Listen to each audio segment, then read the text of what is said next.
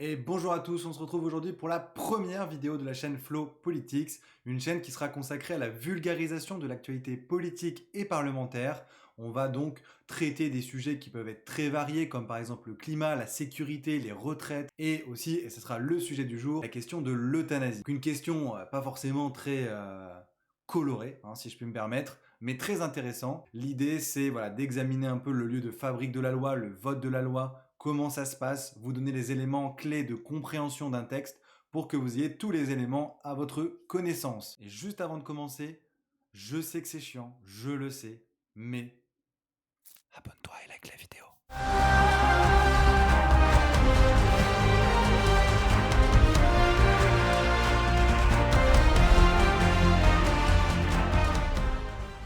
Cette semaine, on va parler de la proposition de loi donnant et garantissant le droit à une fin de vie libre et choisie, portée par le député Olivier Falorni, membre du groupe parlementaire Liberté et Territoire. Donc, cette proposition de loi, elle est examinée en séance publique à l'Assemblée nationale le jeudi 8 avril dans le cadre de la niche parlementaire de son groupe. Donc, son examen n'a pas été de tout repos, vous allez le voir, parce que le sujet est extrêmement complexe. Dans ce texte, on ne parle pas directement d'euthanasie. On parle d'assistance médicalisée active à mourir.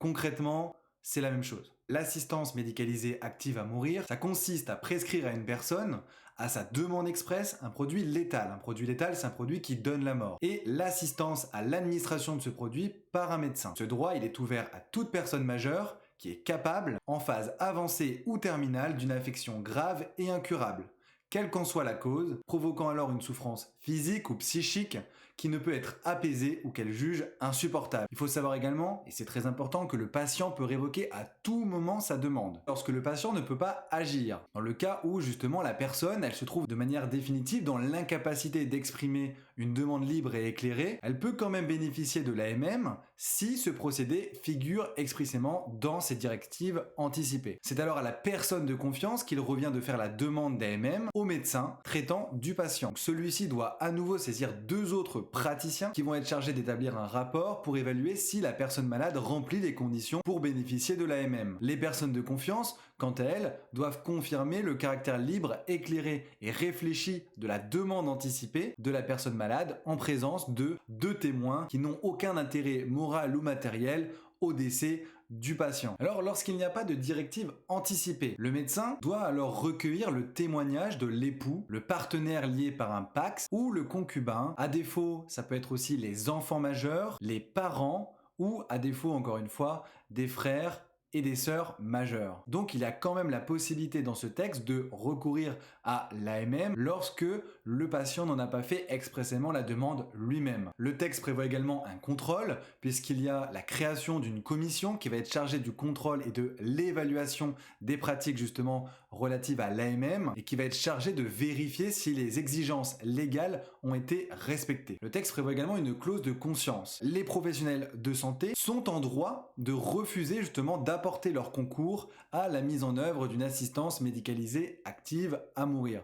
Pourquoi? Tout simplement parce que, vous le verrez dans la suite de la vidéo, il y a par exemple le serment d'Hippocrate. Le serment d'Hippocrate, c'est justement un serment qui est fait par les médecins qui leur demandent expressément de ne pas provoquer la mort. Alors quels sont les arguments pour, les arguments contre qui ont été employés par les députés lors de l'examen de ce texte à l'Assemblée nationale? Tout d'abord, on va regarder les arguments contre la critique de fond de dire que la niche parlementaire n'était pas le cadre le plus adapté pour étudier une proposition de loi aussi importante. Alors ensuite, vous avez l'argument du contexte, de dire que dans le contexte de crise sanitaire actuelle, c'est un mauvais signal qu'on envoie au personnel soignant et aussi aux personnes alors qu'on est en train justement de lutter pour préserver la vie des Français à tout prix. Ce serait contraire à la tradition judéo-chrétienne de la France, ne pas donner la mort, préserver la vie. Il y a aussi l'argument où il faut renforcer les soins palliatifs, accompagner le malade jusqu'au bout en évitant l'acharnement thérapeutique et l'euthanasie. L'euthanasie conduit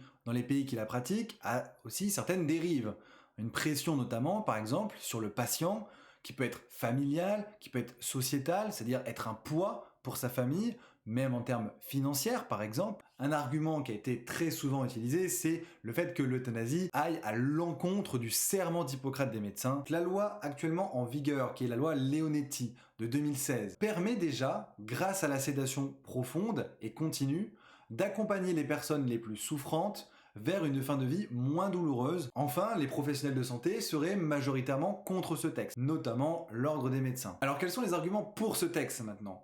Eh bien c'est simple, c'est l'ultime liberté. C'est un droit à une fin de vie digne et choisie, être maître et possesseur de soi, comme disait dans l'hémicycle Jean-Luc Mélenchon. C'est aussi soulager des personnes qui souffrent trop et qui veulent partir dignement en laissant à leurs proches le souvenir d'un être qui n'est pas diminué. Cela permet également d'éviter que des personnes soient obligées d'aller dans d'autres pays, comme par exemple la Belgique, pour être euthanasiées, ou encore d'éviter les euthanasies clandestines en France. On les estime notamment entre 2000 et 4000 par an. Enfin, les sondages.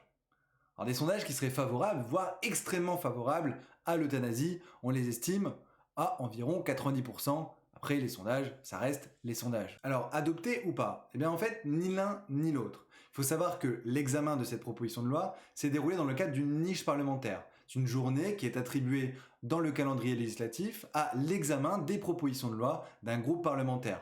Concrètement, les députés ont alors jusque minuit pour examiner les propositions de loi que le groupe en question porte. Les textes qui n'ont pas pu être adoptés ou les textes qui n'ont pas terminé d'être examinés ne sont pas adoptés. Il faut savoir que les députés ont la faculté de déposer ce qu'on appelle des amendements. Des amendements, ce sont des modifications d'un article, d'une ligne de la loi, ce qui permet notamment de modifier, bonifier un texte de loi en question. Et il est aussi possible de déposer massivement des amendements, notamment par exemple pour retarder l'examen d'un texte de loi. Alors en l'occurrence, il s'agit de 5 députés qui ont déposé à peu près plus de 500 amendements chacun sur un texte qui en fait 4000, donc empêchant ainsi d'aller au bout de l'examen du texte, manque de temps. Alors sachant que vous avez 2 minutes pour défendre chacun de vos amendements, je vous laisse faire le décompte, mais ça fait beaucoup de minutes. Symboliquement, les députés ont tout de même à la majorité adopté l'article 1er du texte de loi qui prévoyait justement la création de cette AMM. C'est une reconnaissance donc symbolique d'un avis favorable de la majorité des membres de l'Assemblée nationale. Alors, est-ce la fin de la loi sur la fin de vie? Eh bien, pas forcément. Olivier Falorni a invité le gouvernement à reprendre le texte, mais au vu de l'agenda législatif et des échéances, notamment avec de nouvelles élections l'année prochaine, cela paraît compliqué, mais pas infaisable. C'est pas Platon ni Socrate, Flosantale. C'est vraiment un sujet difficile à traiter. C'est une pratique qui n'existe que dans très peu de pays, comme par exemple le Pays-Bas, la Belgique ou encore le Luxembourg. On a donc encore du mal à avoir des retours sur les potentielles dérives que l'euthanasie peut avoir. Alors pour expliquer le fait que la population serait majoritairement pour dans les sondages, il faut prendre une grille de lecture que j'appellerais pratico-pratique, se dire que finalement, si je souffre et que je veux plus tard pouvoir bénéficier de l'euthanasie, eh bien je suis pour ce droit. Mais si par exemple, j'estime que moi l'euthanasie ça ne m'intéresse pas, je veux aller au bout de ma vie, à être accompagné de mes proches jusqu'à mes derniers instants, même si je souffre trop, eh bien tout simplement, c'est pas grave, je n'ai qu'à pas prendre ce droit. Vu que c'est un droit supplémentaire, ça ne me coûte rien et c'est une possibilité supplémentaire qui m'est offerte. Donc c'est du gagnant-gagnant en quelque sorte. Donc on ne peut être visiblement que pour. C'est pour cela que la deuxième grille de lecture que je qualifierais plus de philosophique, de sociétale, c'est notamment l'opposition entre l'ultime liberté et le risque de dérive. C'est est-ce qu'on garde le système actuel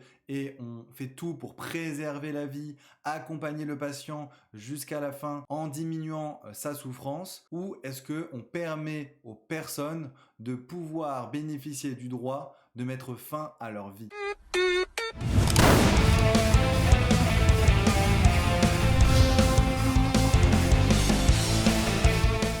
Aujourd'hui, 2 députés qui s'affrontent, donc ça va être des prises de parole qui peuvent être soit virulentes, soit amusantes, soit tout simplement des gros tacles, et c'est à vous de décider quelle est la masterclass de la semaine. Alors le premier candidat, c'est le député Xavier Breton, justement, qui fait partie de ces députés qui ont participé au blocage parlementaire en déposant massivement des amendements. Il s'agit de remplacer le mot médecin par le mot euthanasieur. Pourquoi? Parce que d'abord, il faut appeler les choses par leur nom. Et nous sommes bien face à un mécanisme d'euthanasie. Il faut l'assumer. Mes chers collègues, vous êtes pour l'euthanasie.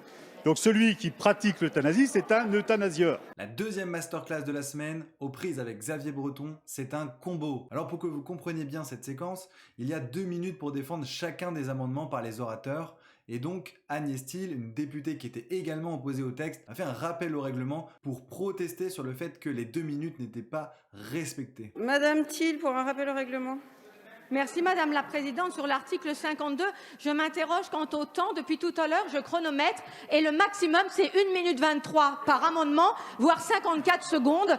Les 2 minutes par amendement ne sont absolument pas là. Je vous remercie. C'est une remise en cause de présidence. Madame Thiel, je récuse cette remise en cause de ma présidence. Et si vous refaites de faux appels au règlement, vous n'aurez plus la parole. Dans les commentaires, dites-moi si c'est le challenger numéro 1 ou le challenger numéro 2 qui a votre assentiment. La vidéo du candidat qui a le plus de votes sera publiée sur les réseaux sociaux de la chaîne. Allez, on passe directement à la dernière séquence de la vidéo avec les infos inratables de la semaine. Ça parle de déconfinement, l'ouverture des terrasses, tout ça, tu connais.